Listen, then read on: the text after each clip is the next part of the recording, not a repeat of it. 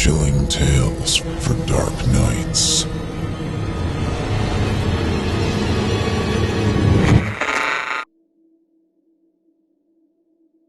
Every parent lies. Whether driven by fear, impulse, or shame. Some are innocuous, like Santa Claus or the Tooth Fairy. Others can be far more sinister. The abusive, drunkard father who tells his children it's all for the best. My parents lied about everything. They told me they worked. They didn't. They told me they were Cherokee, and they weren't. They told me they'd come to my football games. They never came. They told me they'd stop using drugs. They never even tried. They told me they loved me. They never did. I was an unloved foster child, adopted purely out of self-interest and greed. Monthly payments from the state were funneled directly into booze, drugs, and cigarettes. What was left was used to keep me, barely, fed and clothed. When teachers called home to ask about the bruises on my body, my parents would lie and blame sports. Football was a great cover. At parent-teacher conferences, they displayed overt affection and lavished me with attention,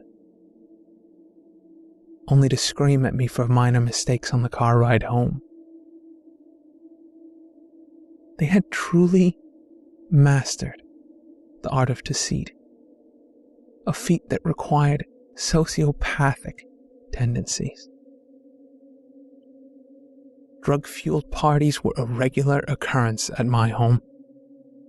Meth heads, tweakers, addicts, junkies, criminals. These were the kind of people my parents associated with. I was always forced to clean up the aftermath. A swift beating, the punishment for disobeying or moving too slow.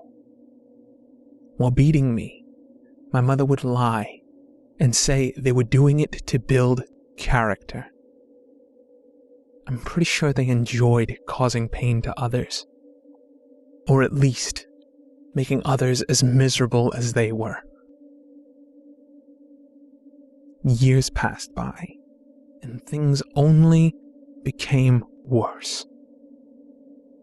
Their drug habit intensified, leading to increasingly erratic behavior. I was forced to commit petty crimes to support their habit, usually shoplifting or purse snatching. When the police arrested me, my parents lied and passionately stated how they raised me to do right. Like every other time, falsehoods were taken as fact, and I remained in their custody. Despite the suffering, I never tried to leave. Never told a soul what I endured. I wanted nothing more than to see my parents change, to do good for once in their lives. Change does not occur overnight, so I remain patient. But everyone has a limit. After 12 years, I could wait no longer. Every attempt to better their lives and improve their character had been met with resistance and abuse. Subtle and direct suggestions were cast aside like an unwanted pet, and if anything, their behavior only worsened over time. Martha and John Greeley were officially a failed experiment. I would proceed no further. You see, I also lied to my parents. Constantly. I was the true master of manipulation and deceit, refined over centuries of practice. I told my parents I was a child. I was not. I told them I felt pain. I hadn't for years. I told them I cared. I did not. I told them I loved them. I never did.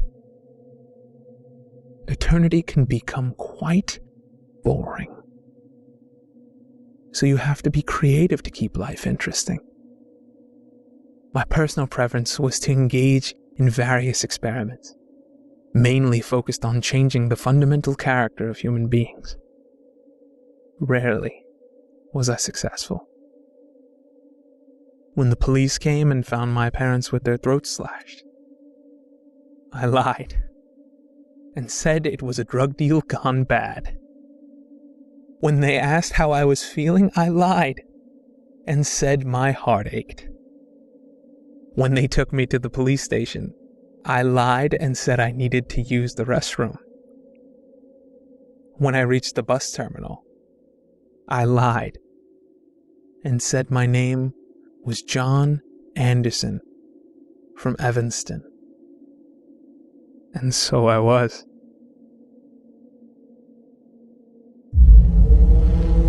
Chilling tales for dark nights.